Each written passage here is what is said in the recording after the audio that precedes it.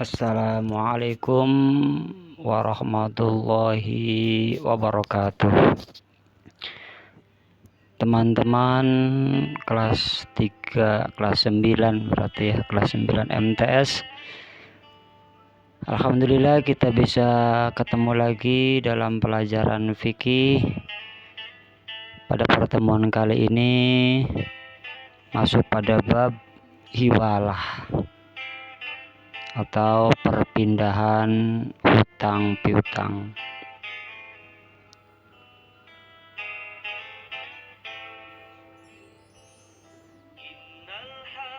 Hiwalah pemindahan hutang. Ketika kita punya hutang, kemudian kita juga pernah menghutangkan kepada orang lain. Nah, kemudian hutang kita ditagih orang yang menghutangi kita, kita bisa memindahkan kepada orang yang pernah kita hutangi. Itu namanya hiwalah.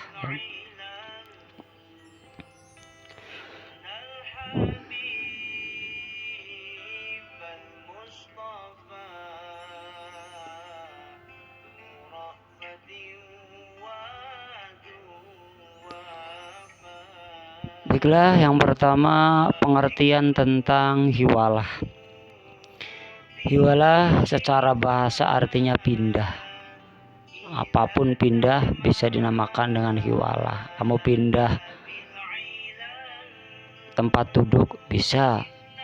Bahasa Arabnya, lugotnya itu adalah hiwalah. Kamu pindah kelas juga hiwalah. Tapi itu secara bahasa. Sedangkan secara syariat, yang dimaksud daripada hiwalah, tujuan daripada pembahasan hiwalah di sini, nah itu secara syariat, secara istilah ya, yaitu memindahkan hak dari tanggungan mukhil. Mukhil itu orang yang berhutang kepada muhal alih. Muhal alih itu yang menerima hiwalah ya, atau disebut nanti pihak ketiga. Hiwalah juga bisa diartikan pemindahan atau pengalihan hak untuk menuntut pembayaran hutang dari satu pihak ke pihak yang lain. Itu namanya hiwalah. Si A punya hutang sama si B. Sedangkan si C punya hutang sama si B. Nah, si A punya hutang sama si B. Nah, A punya hutang sama si B, berarti B menghutangkan pada A. Kemudian si C punya hutang sama si A. Nah, urutannya begitu. Si A punya hutang sama si B, si C punya hutang sama si A. Ketika si A ditagih oleh si B, si A memindahkan hutangnya, silakan kamu tagih hutang saya ke si A karena A juga punya hutang sama saya. Ini namanya hiwalah ya, ingat-ingat itu namanya hiwalah. Makanya disebut hiwalah adalah pemindahan hutang. Bisa juga hiwalah memindahkan hak ya. Kemudian yang selanjutnya, sebagai umat Islam kita harus punya dasar hukum. Hukum daripada hiwalah itu hukumnya apa, dasarnya mana ya. Dasar hukum hiwalah itu yang pertama langsung Al-Quran ya. Al-Qurannya ada, suratnya Al-Baqarah ayatnya 282. Ini sengaja Bapak nggak tuliskan dan Bapak tidak bacakan karena termasuknya panjang. Nanti kalian bisa lihat sendiri di Al-Quran surat Al-Baqarah ayat 282 ya. Kemudian yang kedua, dasar hukumnya yaitu berupa hadis ya. Yang pertama tadi Al-Quran, ingat-ingat ayatnya 282. Suratnya surat Al-Baqarah ya. Yang kedua berupa dasar hukum yang berupa hadis. Ini diriwayatkan dari Abi Hurairah. An Abi Hurairah radhiyallahu anhu anna Rasulullah sallallahu alaihi wasallam qala matlul ghani zulmun fa idza udbi'a ahadukum ala maliyin fal yatba' rawahul Bukhari wa Muslim. Artinya dari Abu Hurairah radhiyallahu anhu bahwasanya Rasulullah SAW pernah bersabda, memperlambat pembayaran hutang yang dilakukan oleh orang kaya atau orang mampu itu merupakan perbuatan zalim. Jika salah seorang kamu dialihkan kepada orang yang mudah membayar hutang, maka hendaklah beralih atau diterima pengalihan tersebut. Hadis riwayat Bukhari Muslim. Ini kata Kanjeng Nabi, kalau memang orang tersebut kemungkinan bayarnya susah ya, kemudian juga memang nggak punya orang tersebut, kemudian mengalihkan kita kepada orang yang berhutang kepadanya, kamu tagih aja ke si dia, dan kamu juga bisa melihat bahwa dia itu tidak susah orangnya, maka hendaknya lah kamu mau ya untuk dipindahkan atau menagih hutang kepada orang yang berhutang pada orang yang kamu hutangi. Kemudian pada hadis ini ya, Rasulullah memberitahukan kepada orang yang berpiutang itu orang yang memberi hutang. Jika orang yang berhutang menghiwalahkan, memindahkan ya kepada orang kaya atau orang mampu, hendaklah ia menerima hiwalah tersebut. Kamu hendaknya terima ya.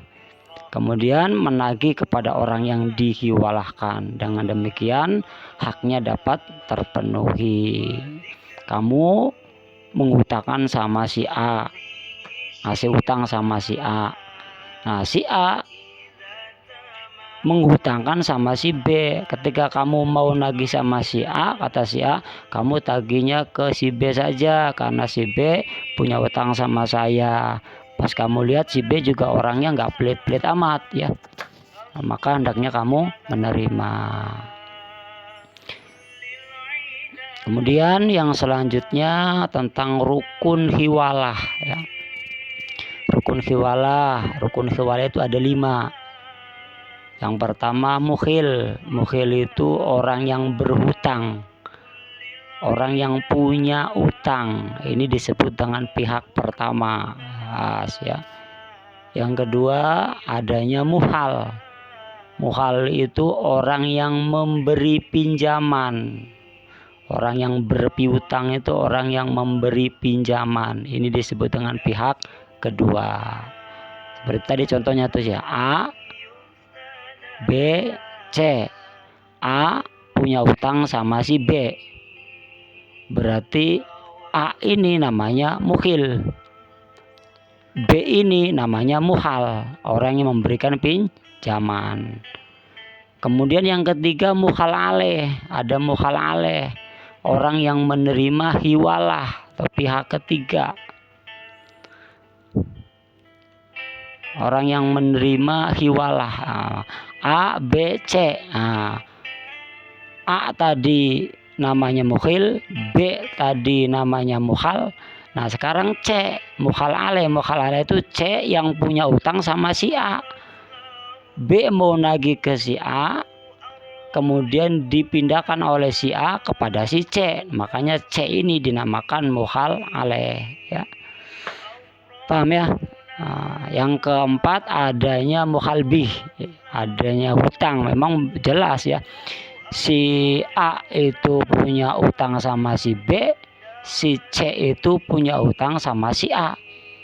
Utangnya ada ya. Kalau nggak ada utangnya, si A punya utang sama si B, suruh nagih sama si C, C-nya nggak punya utang sama si A, lah nggak boleh ya. Itu namanya tidak ada muhalbih. Yang kelima ada sigot atau ijab qabul.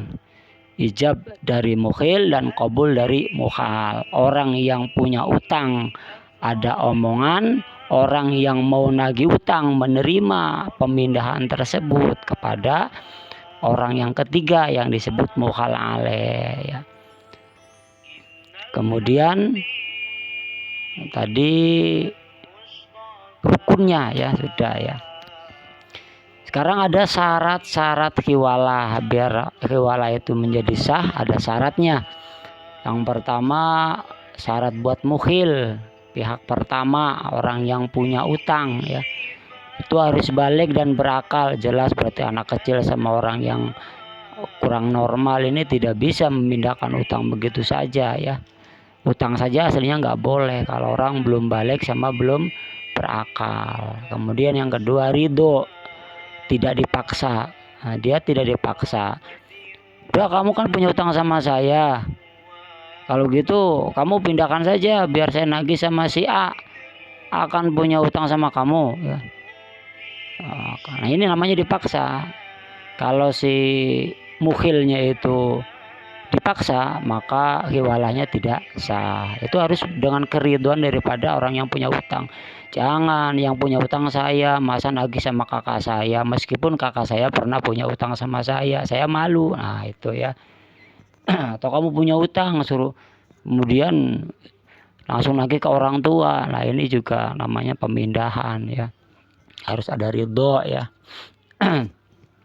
Kata meskipun kalau sama ke orang tua itu aslinya ya enggak apa-apa kalau masih usia kamu mesantren ya, masih berkewajiban orang tua. Kalau sudah balik apalagi nggak mesantren itu sudah haknya sendiri. Yang selanjutnya syaratnya hiwalah bagi muhal ya, pihak kedua orang yang memberikan hutang itu juga sama harus balik sama berakal. Kemudian ada persetujuan dari mukhal terhadap mukhil yang melakukan hiwalah. Jangan asal pindah saja ya. Mukhil memindahkan hutang, mukhalnya nggak mau ya nggak sah.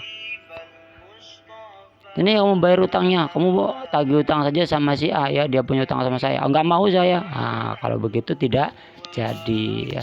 Yang memberikan hutang sama yang menghutangi, orang yang menghutangi sama orang yang punya hutang sama-sama ridho. Kemudian yang selanjutnya syarat yang lainnya bagi mukhal alaih juga sama syaratnya, dia harus balik dan berakal ya. Ada persetujuan juga dari mukhal alaih. Kalau nggak ada persetujuan ya nggak bisa. Nah saya emang nggak mau sama dia, ditagih dia nggak mau. Udah nggak usah ya. Yang selanjutnya syaratnya hutang yang dialihkan. Nah, bagi syarat hutang yang dialihkan itu ada syaratnya ya. Hutang yang dialihkan yang pertama, sesuatu yang dialihkan itu adalah sesuatu yang sudah dalam bentuk hutang, piutang yang pasti. Jadi hutangnya sudah pasti, bukan mau ya. Misalnya kamu utang sama si A, saya utang duit dong. Berapa ya, jangan banyak-banyak dah, 500.000, tapi nanti kamu bayarnya mintanya sama si A si B ya, soalnya si B punya utang sama saya. Nah itu nggak boleh. Kenapa? Karena si kamu ini belum jelas, belum jadi utangnya ya. Kalau belum jadi utangnya ya nggak boleh. Kalau utangnya sudah jadi baru nih saya kasih utang kamu ya 500.000, oke. Nanti bayarnya bulan depan. Bulan depan itu kalau bisa kamu nagih sama mau nggak? Oh ya enggak apa-apa dah. Nah, jadi ya. Yang kedua, hutangnya mukhil kepada mukhal maupun mukhal alaih sama dalam jumlah dan kualitasnya. Hutangnya sama, kalau hutangnya nggak sama ya nggak boleh ya. Kamu hutang 500.000, suruh nagih kepada teman kamu utang sama kamunya 100.000 ya nggak boleh, namanya nggak sama ya. Madhab Syafi'i juga menambahkan bahwa kedua hutang itu harus sama pada waktu jatuh temponya. Jika tidak sama maka tidak sah hiwalahnya.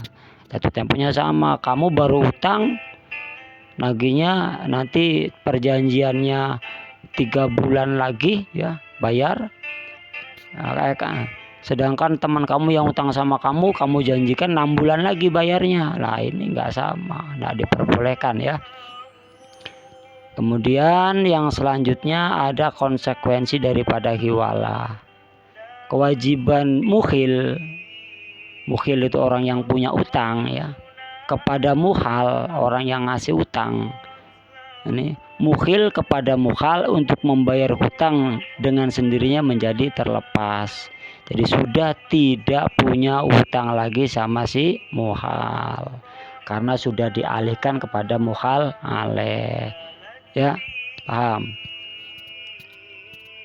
Yang kedua ada konsekuensi yang selanjutnya, adanya hak muhal untuk menuntut pembayaran hutang kepada muhal aleh.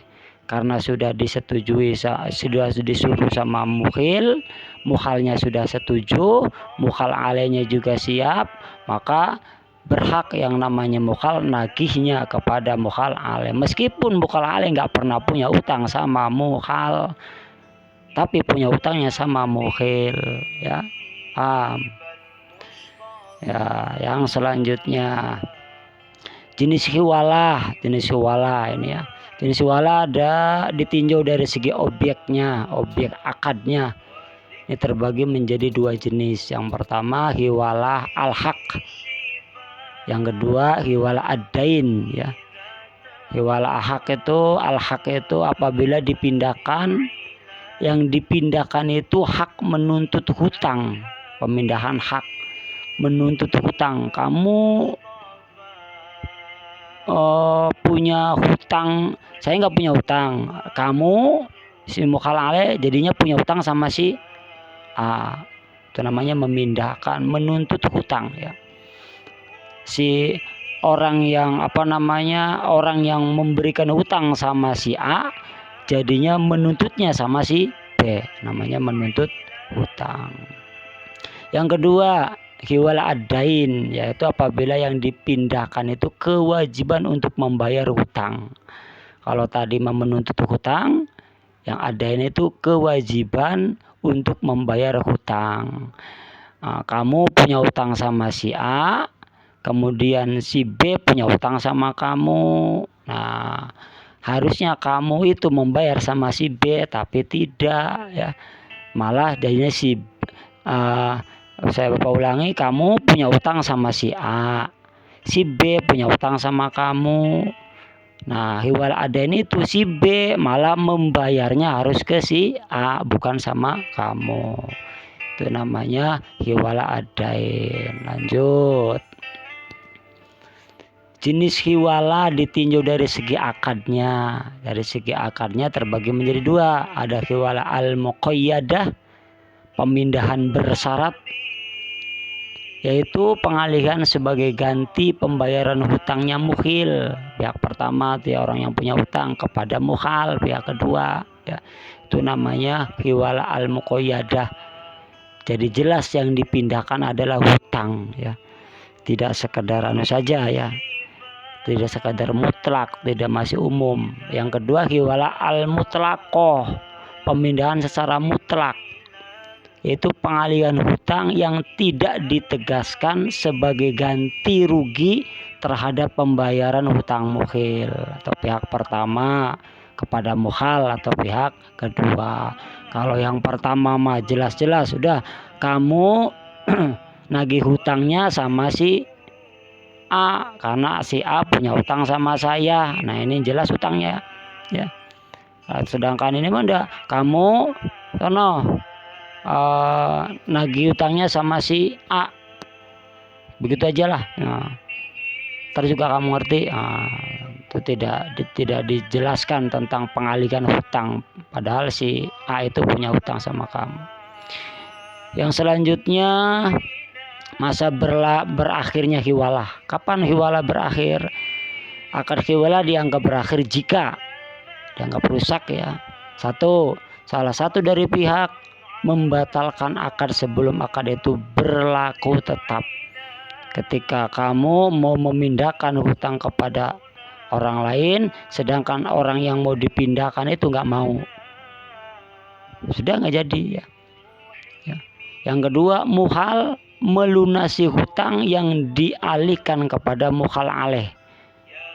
Muhal melunasi hutang yang dialihkan kepada muhal alaih. Misalnya kamu punya hutang sama si A, si B punya hutang sama kamu. Sebelum dipindahkan hutangnya kamu kepada si B, si A ini ngasih duit sama si si B. Nih kamu bayar hutang sama si kasih duit, berarti kan si mukhal alaih itu sudah tidak punya hutang lagi sama kamu. Kemudian dipindahkan, ya nggak bisa, soalnya sudah lunas. Yang ketiga, jika mukhal meninggal dunia, orang yang menghutangi itu meninggal dunia, maka mukhal alaih wajib membayarkan hutangnya. Orang yang dipindahkan wajib bayar hutang ya. Kemudian yang keempat, mukhal membebaskan mukhal alaih dari kewajiban hutang yang dialihkan.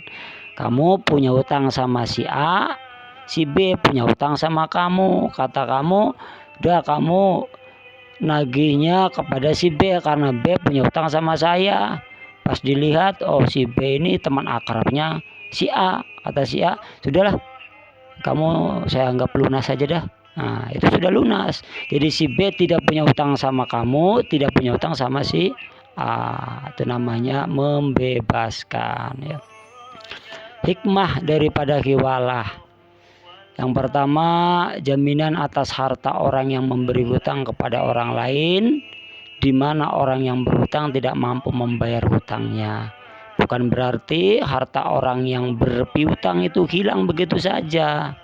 Namun bisa kembali lagi melalui perantara orang ketiga yang disebut dengan mukhal alaih, yang akan menanggung dan membayarkan hutangnya. Jadi meskipun orang yang kamu hutangi nggak punya duit, tetap uang kamu tidak hilang karena pindah ke orang lain yang mampu membayar ya. Kemudian yang kedua, membantu kebutuhan orang lain. Ya, di mana mukhil, orang yang berhutang, akan terbantu oleh pihak ketiga. Mukhil lagi nggak punya duit, kok ditagih, mukhal alaih membantu, sudah saya yang membayar karena saya pernah punya hutang sama kamu. Nah, kemudian mukhal atau orang yang berpiutang terbantu oleh pihak ketiga yang menanggung pelunasan hutang tersebut. Sudah kata mukhal sih, yang penting ada yang bayar hutang dah, siapa saja juga nggak apa-apa. Itu hikmahnya ya, seperti itu. Kemudian kita mudah-mudahan yang sudah Bapak sampaikan ini paham ya. Kenapa? Karena kita dalam bermuamalah itu harus sesuai dengan syariat Islam. Kalau tidak sesuai dengan syariat Islam, nanti akan terjerumus kepada yang namanya riba ya. Mudah-mudahan apa yang disampaikan tadi bisa kalian pahami dan bisa dilaksanakan. Seandainya ada hutang piutang. Terima kasih sebelumnya setelah mengikuti materi ini ya. Jangan lupa nanti tugasnya dikerjakan. Mudah-mudahan tidak seperti kemarin, masih banyak yang tidak mengerjakan tugas ya. Kasih tugas insya Allah nanti di Google Form ya. Sekian, kurang lebihnya mohon maaf. Diakhiri dengan ihdinas siratal mustaqim. Assalamualaikum warahmatullahi wabarakatuh.